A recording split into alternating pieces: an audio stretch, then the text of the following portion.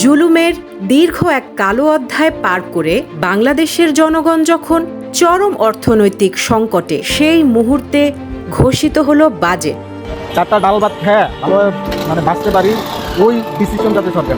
দুধের দাম এত বাড়তি, গরিবরা ওষুধ খেতে পারে। 9,38,000 কোটি টাকার এই বিশাল বাজেটকে জনপ্রিয়মুখী বা পপুলিস্ট হিসেবে উপস্থাপন করা হলেও বাস্তবে এটি মূলত সংখ্যার পুনর্বিন্যাস ছাড়া আর তেমন কিছুই নয়।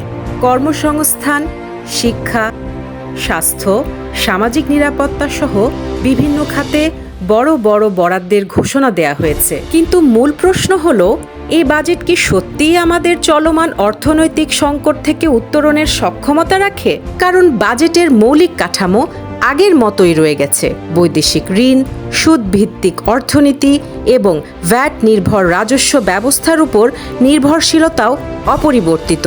ফলে সাধারণ নিম্নবিত্ত ও মধ্যবিত্ত মানুষের জীবন সহজ করার মতো কার্যকর কোনো সমাধান এতে দেখা যায় না।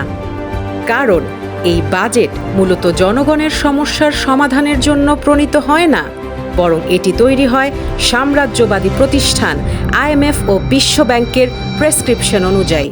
বৈদেশিক ঋণের বিনিময়ে তারা আমাদের উপর চাপিয়ে দেয় কঠিন সব শর্ত: ভ্যাট বৃদ্ধি, ভর্তুকি হ্রাস, ঋণের বোঝা আরও বাড়ানো এবং রাষ্ট্রীয় সম্পদ বেসরকারি খাতে ছেড়ে দেওয়ার মতো নীতিমালা। এর ফলে এই বাজেট সাধারণ মানুষের নয়, বরং এটি সাম্রাজ্যবাদী শক্তির স্বার্থ রক্ষা করে এবং তথাকথিত ট্রিকল ডাউন অর্থনৈতিক মডেলের মাধ্যমে পুঁজিপতিদের আরও লাভবান করে। বাংলাদেশের জনগণের প্রয়োজন কেবল সাজানো সংখ্যার আরেকটি বাজেট নয়, প্রয়োজন একটি নতুন অর্থনৈতিক কাঠামো যা আয়কর, ভ্যাট এবং সুদভিত্তিক ঋণ ব্যবস্থাকে প্রত্যাখ্যান করবে। ইসলাম সেই বিকল্প অর্থনৈতিক ব্যবস্থার দিক নির্দেশনা দিয়েছে।